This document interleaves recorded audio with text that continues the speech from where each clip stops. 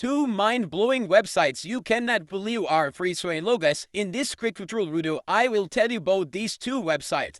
So the first website was Scribble. So basically on that website, you guys can check grammar and plagiarism of any article or anything. So what that you guys simply go to Google Chrome or any browser, and here you guys simply search for Scribble. When you search for that, here you guys can see Scribble.com, www.scribble.com. Simply click on that, and after that you guys can sign up and you can use it. The second website was Flicky AI. So for that you guys will simply search for Flicky. So I'll simply go to Google Chrome, and here I would search for Flicky AI. Once I search for that, here you guys will see the first website, Flicky.ai. So basically their website turn any text to AI videos, and that website can do a lot of work. Thanks for watching.